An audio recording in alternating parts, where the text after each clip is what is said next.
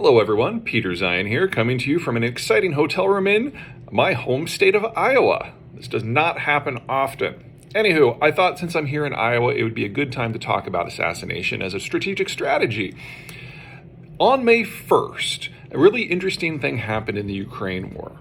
The Ukrainians got a chunk of intelligence about where the commanding general, one Gerasimov, was near the city of Izium, and actually managed to sneak some explosives into the party via, artillery, and missed him, but got a couple dozen of his senior aides as well as another general.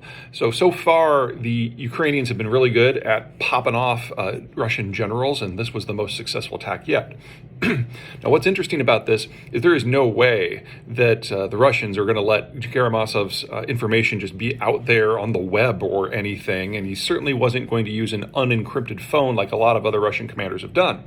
So the only way that I can see that the Ukrainians were able to know where he was and what he was doing with enough detail that they could try to hit him was because the Americans were providing the info.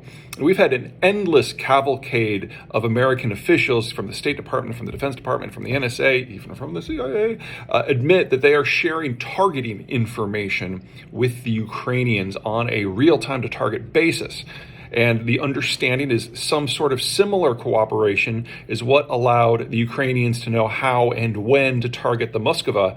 That was the flagship of Russia's Black Sea Fleet last month, which has been the biggest ship to be drowned in wartime since World War II. Now, we're going to be seeing a lot more of this moving forward.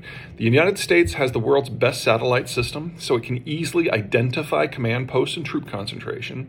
And the United States clearly has the world's best signals intelligence system. So we know, for example, that the Americans have been reading Putin's email and tapping his phone since the beginning of the war with enough reliability that the Americans have been able to share Russia's plans with the world before Russia can even act on them. Now, that is important enough as it is. The idea that the United States is sharing targeting information with the Ukrainians, big deal. But the Ukrainians to this point have been limited to the weapons that they have themselves, plus Stingers and javelins and things like that.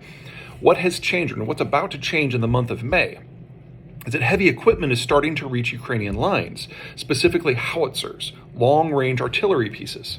Now, the Americans are being very hush-hush on the type of ammo, and I can understand why, but the standard howitzer ammo has a range of 13 to 14 miles and a 50% accuracy hit rate of about 150 feet.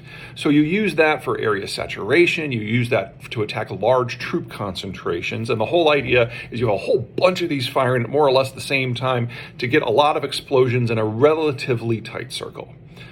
But there's another type of ammo called Excalibur that has a range of 24 miles, so nearly twice as far, and that 50% hit circle is only 16 feet.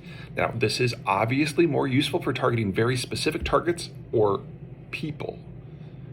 And if you marry the Excalibur weapon system and the howitzer that fires it to American intel about where the commanders happen to be, the Ukrainians are about to have the capacity to execute a complete decapitation strategy for the entire Russian assault.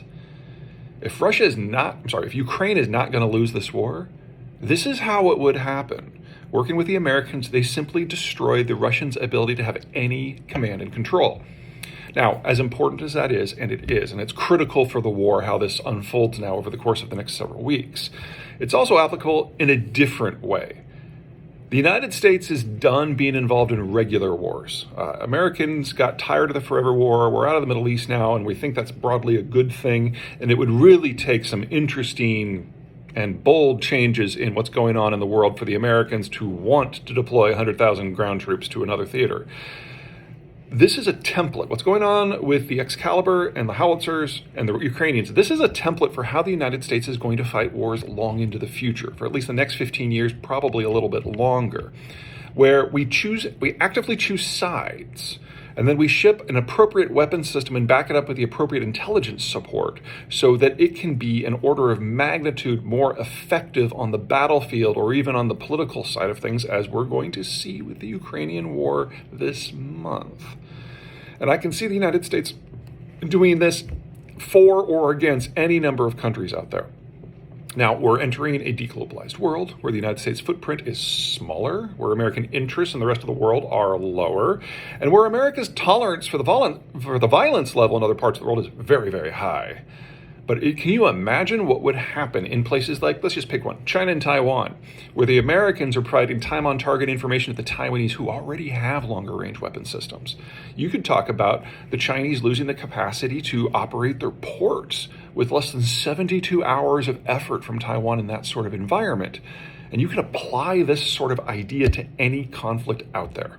All the United States needs is a sufficiently professional, motivated military cadre in the ally who can then take the fight to whoever the foe happens to be. And now it can do it with a range of more than 20 miles. Okay, that's everything from me. Until next time.